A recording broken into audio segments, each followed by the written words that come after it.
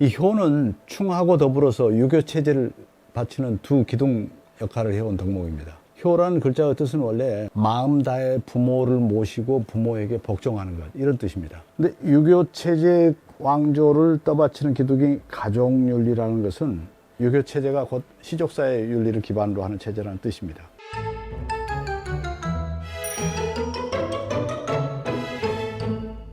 논에서 효는 인인이, 의인이, 충인이 다른 이런 덕목들보다는 비교적 구체적으로 설명됩니다. 왜냐하면 그것은 효가 관념적인 덕목이라기보다는 구체적으로 일러주어야 되는 행동 양식, 이것이었기 때문에, 그렇게 여겼기 때문이라고 생각됩니다. 논에서 효는 이렇게 표현됩니다. 첫째, 부모 뜻을 어기지 않고 부모가 병환이 날까 걱정하는 마음이다. 그 다음 두 번째, 공경하는 마음으로 부모를 봉양하는 일. 그 다음 세 번째, 힘든 일을 대신하거나 음식을 먼저 잡숫게 하거나 이런 정도에 머물지 않고 공경하는 마음이 얼굴빛으로까지 나타나야 된다. 그 다음에 네 번째, 중요한 것, 부모님 하시던 방식을 바꾸지 않는 것. 대충 이 네 가지 크게 공자가 말한 효 줄기라고 볼 수 있겠습니다. 효는 이처럼 기본적으로 시족사회의 틀을 지키기 위한 안전장치입니다. 개인에 대한 도덕률은 아닙니다. 유교사의 도덕률은 현대에 이르기까지 기본적으로 시족사의 틀을 벗어나지 않습니다. 공자는 부모를 부양하는 것만 효가 아니라면서 강조하는 게 경입니다. 공경해야 된다. 더구나 그 공경하는 표정이나 태도가 드러나야 된다. 얼굴빛으로까지 드러나야 된다. 이렇게 요구합니다. 부모를 기쁘게 하는 것은 확실히 자식은 낯빛입니다. 공자의 말은 이처럼 인간사의 핵심을 정확하게 짚기 때문에 후대까지 힘을 지닙니다. 공자는 이렇게도 말합니다. 부모님 모시면서 몇 차례 간해도 부모님이 그 간언을 듣지 않아. 그렇더라도 더욱 부모님을 공경하면서 부모 뜻을 어겨서는 안 된다. 아무리 힘들어도 원망하지 말아야 된다. H.G. 크릴 같은 그 학자는 이 발언을 부모에게 복종해야 되는 관념하고 도에 따라 행동해야 되는 관념이 충돌할 경우에 어떻게 하는 것이 좋은지에 대한 설명이라고 하는데, 그건 아닙니다. 그건 서구적 관점의 오해입니다. 공자의 이 발언은 부자 사이의 정서적 결합에서 지장이 될 만한 자식의 행동은 절대 있어서는 안 된다. 중요한 것은 내용적으로 보자면 부모 처신에 잘못이 있더라도 복종해야 된다는 충고입니다. 그래서 공자는 부자 간 정서적 유대에 손상이 갈 수 있는 사례를 들면서 그 위험을 막거나 극복할 수 있는 방안을 제시한 거죠. 이 공자의 이러한 심리는 가부장제적인 시족사회에서 내재화한 이제 그런 심리입니다. 이런 심리가 유교 문화권에서는 어떻게 형성되었고 또 앞으로 어떻게 변형될 건지, 그리고 또 현대사회에서 민주주의라는 가치 아래 이제 대가족, 시족사회의 틀이 아니라 개인의 권리, 이런 것을 바탕으로 형성되어 온 그 현대적 관념, 현대적 가치관, 이런 것들이 앞으로 전통적인 유가적 가치관과 어떻게 조화를 이루어야 될 것인지, 이것은 유교 문화권 전통을 가지고 있는 나라, 우리 동아시아 국가들에 있어서 아주 중요한 과제라고 봅니다. 효에 대한 공자의 설명들은 종합하자면 결국 윗혈연을 공경하라, 이런 겁니다. 윗혈연을 이렇게 공경해야 되는 까닭은 국가체제는 물론 천하 모든 관계만까지도 혈연관계의 확대일 뿐이기 때문에 혈연관계 질서를 잘 유지하는 것이 국가, 나아가서는 천하 질서를 바르게 유지하는 기초라, 이런 생각 때문입니다. 그래서 유교체제에서는 혈연관계의 질서를 매끄럽게 유지하기 위한 장치를 제도화해버립니다. 아예 그 제도화한 질서, 그것이 바로 종법제도입니다. 인간세계 질서의 기본은 인간끼리 유대이다. 인간끼리 유대의 수단은 계약이라든가 법률이라든가 이성이라든가 이런 따위가 아니라 감성적 친밀이다. 그리고 그 감성적 친밀의 굵기는 혈연적 거리하고 비례한다. 이런 생각이 공자사상의 기초입니다. 실제 살아계신 분들과의 관계망은 물론 돌아간 사람들과, 돌아가신 분들과의 관계망까지도 존중하는 것. 그래야만 가정은 물론 국가, 천하 질서가 다 안정된다는 거죠. 효경이라는 책에서도 효는 시어 사친이고 부모님 모시는 거고, 중어 사군이고, 중간 단계는 군주를 모시는 거고, 종어 입신이다. 자기 자신을 출세하는 것. 이것이 효의 궁극적인 단계다, 이거죠. 이런 설명들을 보면 효에 대한 강조가 인간의 성정을 관찰하거나 탐구하거나 이래가지고 그런 태도는 아니라는 거죠. 천하의 질서, 그러니까 정치적, 사회적 질서를 위해서 가족관계 질서를 맞춰야 한다는 생각에서 효를 강조한 거지, 다른 어떤 천리적인 사고 때문에 그런 건 아니다, 이거죠. 효행이 정치에까지 영향을 미친다는 공자의 말도 바로 그런 생각이고, 최초로 유교체제를 확립한 그 한 왕조에서 효를 치밀하게 강조한 것도 바로 그 때문이죠. 국가 때문이죠.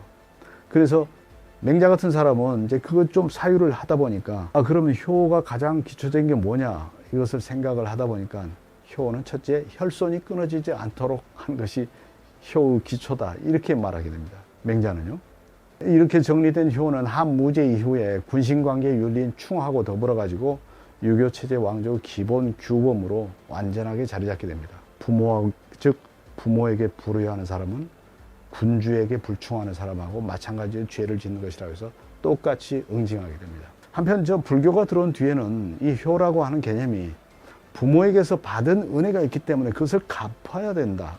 이것이 효라는 생각이 강조됩니다. 그래서 신하도 군주한테 일방적으로 충을 강요하는 게 아니라 군주가 신하한테 은혜를 내렸다. 은혜를 갚는 것이 충이다. 그것이 옳다. 이런 생각이 일어나게 됩니다. 그것을 이제 중국에서는 임협적인 사고라고 하는데, 그래서 이 불교 부모 은중경이라고 하는 책이 불교 유교체제 왕조에서도 굉장히 소중하게 여겨지고, 이제 그러다 보니까 부모에 대한 효하고 군주에 대한 충이 충돌할 경우 무엇을 우선하는 것이 옳은가에 대한 문제가 유교체제 왕조에서는 상당히 심각한 주제로 떠오릅니다. 맹자 이후로는 효가 우선이다라고 하는 생각이 대체로 유교사에서는 주류입니다.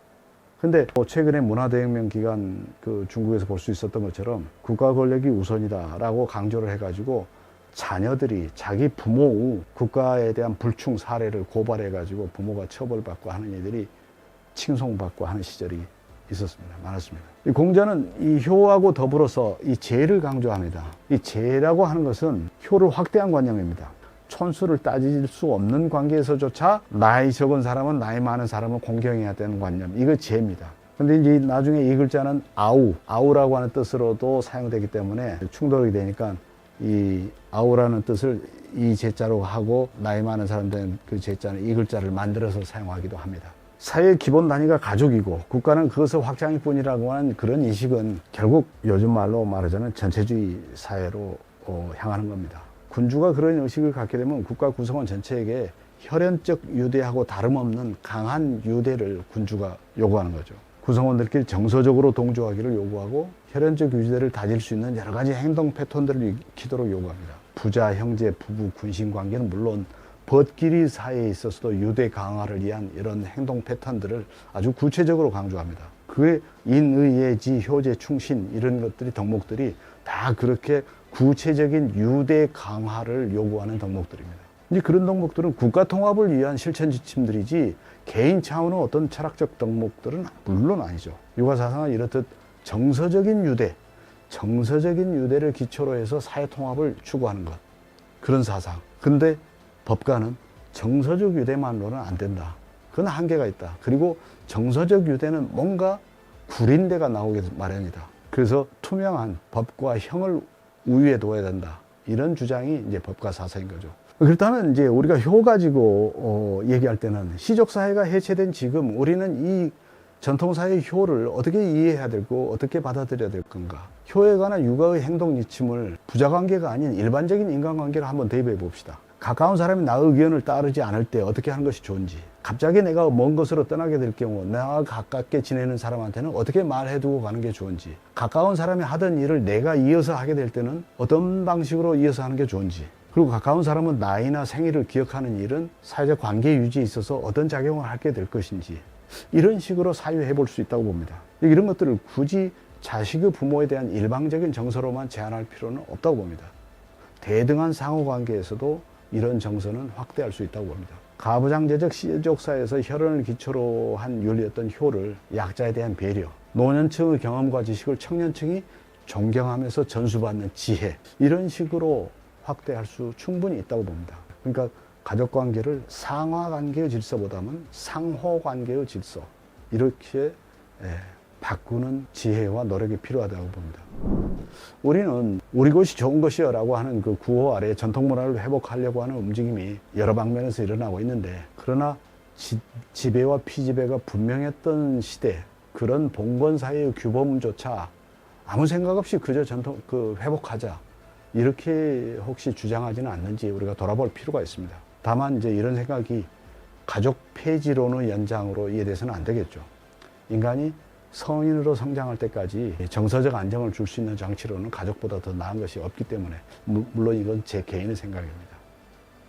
왜 보편적인 가치를 안 하고 혈연주의를 통치의 가장 기초로 지금 삼은 거잖아요. 개인이 주체라고 하는 생각이 있어 본 적이 없기 때문이라고 봅니다. 내가 주체라고 하는 생각이 든다면 모든 주체가 모여있는 사회라고 생각한다면 지금 원장님 말씀대로 여러 주체들을 어떻게 관리하고 그것을 세력화할 것인가를 생각을 했을 텐데 처음부터 그런 건 없었습니다.